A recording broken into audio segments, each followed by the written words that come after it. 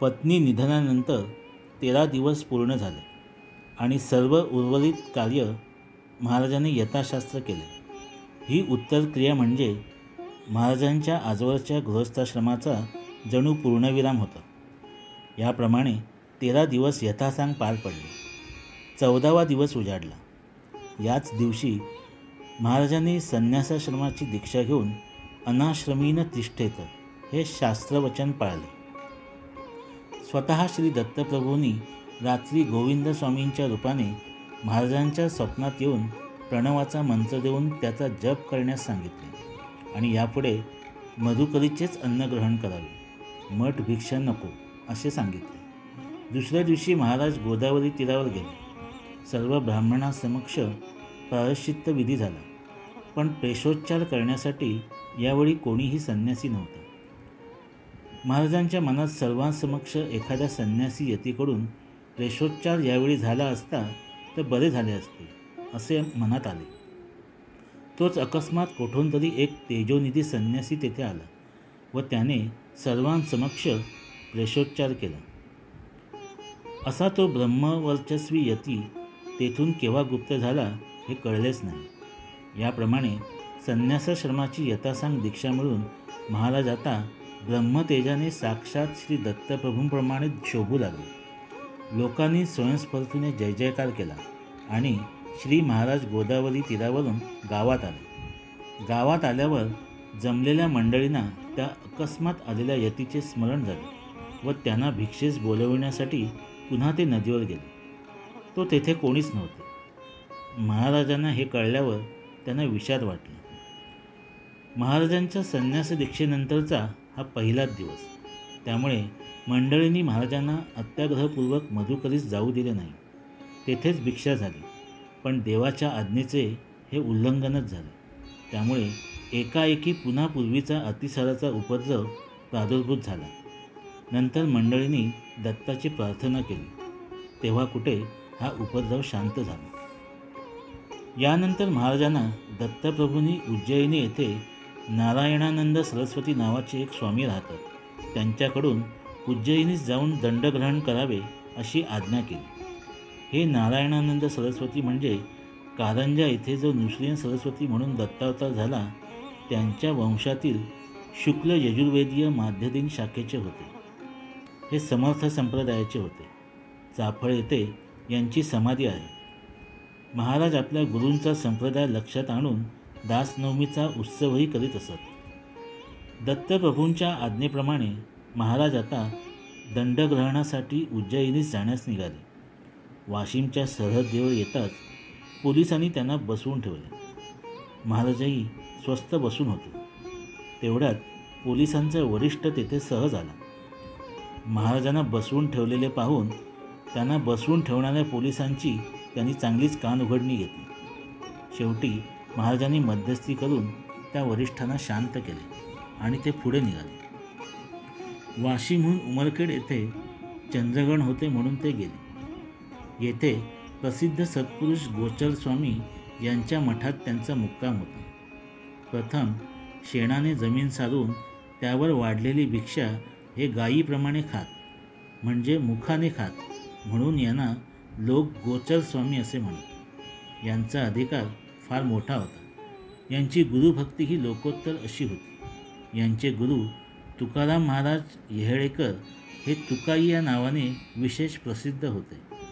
हे तुरीयावस्थेत गेलेले ब्रह्मविद्वर्यान या कोटीतले श्रेष्ठ ब्रह्मस्वरूप सत्पुरुष होते. महाराज ज्यावेळी गोचर स्वामींच्या मठात आले त्यापूर्वीच काही दिवस गोचर स्वामींनी समाधी घेतली होती. समाधीपूर्वी संन्यासही त्यांनी घेतला होता. असो, नंतर उमरखेडून महाराज माहूर क्षेत्री गेले. तेथे श्री रेणुका माता व श्री दत्त यांचे दर्शन घेऊन नंतर खंडवा वढवाईवरून ओंकारेश्वरी आले. तेथील धर्मशाळेत मुक्काम ठेवला. येथे महाराजांना नवज्वराचा त्रास होऊ लागला. तथापि नित्य कर्मानुष्ठान चालूच होते. धर्मशाळेत जागा उघडीच होती. 4-5 दिवस असेच गेले. पुढे एका ब्राह्मणाच्या आग्रहावरून त्यांच्या घरी गेले. 4-5 दिवस तेथे राहिले. तेवढ्यात ताप कमी आला. एक दिवस रात्री स्वप्नातच महाराज चुकलो, यापुढे राहणार नाही असे ओरडले. लोकांना याचा अर्थ कळेना, पण महाराजांच्या ताबडतोब लक्षात आलं. 3 दिवसापेक्षा एखाद्याच्या घरी अतिथीने राहू नये या शास्त्राज्ञेचा भंग झाल्याबद्दल दत्तप्रभूंनीच ही सूचना केली. या सूचनेप्रमाणे महाराज त्या ब्राह्मणांच्या घरातून तात्काळ निघाले आणि हळूहळू मंडलेश्वरी येऊन पोहोचले. मंडलेश्वरी त्यावेळी एक कैवलाश्रम स्वामी या नावाचे एक अधिकारी पुरुष होते. ते आपणहून महाराजांना दंड देतो असे आग्रहपूर्वक सांगू लागले. पण रात्री महाराजांना दत्तप्रभूंनी माझ्या आज्ञेचे स्मरण आहे ना असे विचारून उपरोक्त स्वामींकडून दंड घेण्यास प्रतिबंध केला. त्यानंतर महाराजांनी मला दत्ताची आज्ञा नाही असे सांगून मंडलेश्वराहून पुढे प्रयाण केले. वाटेत बलवाडा येथे मुक्काम केला. माधुकरी मागून आणली. ती तेथील भाविक ठाणेदारांच्या आग्रहावरून त्यांच्या घरी सोडली. ठाणेदाराच्या घरी येऊन ऐनवेळी त्याला त्रास देणाऱ्या एका आततायी ब्राह्मणाला समज देऊन त्याच्या त्रासापासून ठाणेदाराची मुक्तता केली आणि पुढे प्रवासास सुरुवात केली. असा प्रवास करीत करीत ते उज्जैनीस एकदाचे येऊन पोहोचले. उज्जैनीस आल्याबरोबर श्री दत्त मंदिरात गेले आणि तेथे असलेल्या नारायणानंद सरस्वतींना साष्टांग दंडवत घालून श्री दत्तप्रभूंच्या आज्ञेवरून दंडग्रहणासाठी आपल्याकडे आलो आहे असे सांगितले. नारायणानंद सरस्वती म्हणाले, दंड देतो, पण त्यासाठी आमच्या गुरूंची आधी अनुज्ञा पाहिजे. ते येथे जवळच राहतात. त्यांची संमती घेऊन मग मी दंड देतो असे त्यांनी सांगितल्यावर महाराज नारायणानंद सरस्वतींच्या गुरुकडे गेले. त्यांना श्री दत्तप्रभूंची आज्ञा निवेदन केली. त्याबरोबर त्यांनी नारायणानंद सरस्वतीकडून विधीपूर्वक महाराजांना दंड देवविला आणि महाराजांचे वासुदेवानंद सरस्वती असे नामकरण केले.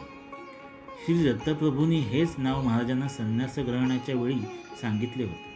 अशा रीतीने दंडग्रहण विधी झाल्यावर तेथे असलेल्या सर्व संन्यासी मंडळींना मठभिक्षा दिली आणि महाराज स्वतः गुरुस्वामींकडे मधुकरी मागण्यासाठी अनुज्ञा घेण्यास गेले. पण गुरुस्वामी म्हणाले, आजच तुम्ही दंडग्रहण केले आहे, तेव्हा आज येथेच आमच्याबरोबर भिक्षा करावी. त्यावर महाराजांनी सांगितले की मला तशी दत्तप्रभूंची आज्ञा नाही, पण गुरुस्वामींच्या अत्याग्रहापुढे काही चालेना. गुरुस्वामी म्हणाले, तुम्ही जर येथे भिक्षा करणार नसलात तर आम्हीही भिक्षा करणार नाही. शेवटी नाईलाजाने महाराजांनी तेथे भिक्षा केली. पण भोजन झाल्याबरोबर महाराजांना एकाएकी उलट्या होऊ लागल्या. महाराज कासावीस झालेले पाहताच गुरुस्वामींनी दत्तप्रभूंना विचारले की मीच यांना आज येथे आग्रहाने ठेवून घेतले. आपणच आमच्याकडून दंड देवविला. मीही आपलाच भक्त आहे, तेव्हा माझ्या अपराधासाठी यांना शिक्षा का? यांच्या उलट्या त्वरित बंद कराव्यात. यापुढे आपल्या आज्ञेविरुद्ध मी यांना काही सांगणार नाही असे गुरुस्वामींनी दत्तप्रभूंना सांगताच महाराजांच्या उलट्या तात्काळ थांबून त्यांना बरेही वाटले. महाराजांचे गुरु नारायणानंद सरस्वती व त्यांचे गुरु अनिरुद्धानंद सरस्वती व अनिरुद्ध सरस्वतींचे गुरु अच्युतानंद सरस्वती अशी ही वासुदेवानंद सरस्वती स्वामी महाराजांची उज्ज्वल गुरुपरंपरा आहे. महाराजांनी श्री शके 1811च्या पौष महिन्यात माणगाव सोडले. त्या दिवसापासून माणगावच्या देवस्थानास हळूहळू उतरती कळा लागली. माणगावच्या दत्त मंदिरातील मूर्ती महाराजांनी बरोबर घेतल्या होत्या. त्या मूर्तीच्या जागी उत्सव मूर्ती स्थापन करून महाराजांचे कनिष्ठ बंधू हरिभटजी हे आता त्या देवस्थानाची पूजा अर्चा आणि व्यवस्था पाहू लागले. लोकांची गर्दी मुळीच होत नसे. अर्थातच महाराज असताना ज्याप्रमाणे मोठ्या प्रमाणात दत्तजयंती वगैरे उत्सव होत असत, तेथे आता 10-5 ब्राह्मण भोजन घालून हे उत्सव हरभटजी करीत असत. यांचा मानसपिंड प्रपंचाला अधिक अनुकूल असल्यामुळे महाराजांचे धगधगीत वैराग्य, उज्ज्वल कर्मनिष्ठा, अंतर्बाह्य निर्मळ वृत्ती इत्यादी सद्गुण संपदा यांच्याजवळ नव्हती. तथापि महाराजांचा सहवास घडला होता, त्यामुळे जे काही करीत ते त्यांच्या बुद्धीप्रमाणे व्यवस्थित करीत. या देवस्थानच्या पूजा अर्चा इत्यादी व्यवस्थेचे काम मात्र त्यांनी तह्यात पाहिले. पुढे महाराजांचा ब्रह्मावर्तास मुक्काम असताना हरभटजी महाराजांना भेटण्यासाठी मुद्दाम तिथे गेले होते. त्यावेळी महाराजांनी त्यांना सांगितले की आता गंगातीरी राहून उर्वरित आयुष्याचे सार्थक करावे. पण प्रपंचातील आसक्तीमुळे हरभटजी हे गंगातीरी महाराजांच्या सांगण्याप्रमाणे न राहता पुन्हा काही दिवसांनी माणगावास आले. काही दिवसानंतर त्यांच्या मातोश्री आजारी पडल्या. शेवटपर्यंत त्यांची स्मृती कायम होती असे सांगतात. महाराजांसारख्या युगधुरंधर सत्पुरुषाला जन्म देऊन त्या एका दृष्टीने कृतार्थच झाल्या होत्या. अगदी शेवटच्या क्षणी सर्वांना जवळ बोलवून त्या म्हणाल्या, सारांची जेवणे उरकली का? मी आता जाणार आहे असे सांगितले.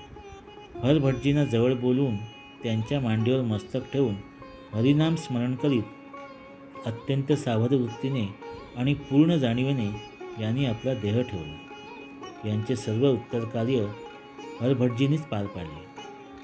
आणखी काही दिवसांनी हरभटजींच्या पत्नीने इहलोक सोडले. त्यानंतर थोड्याच दिवसांनी हरभटजीही गेले.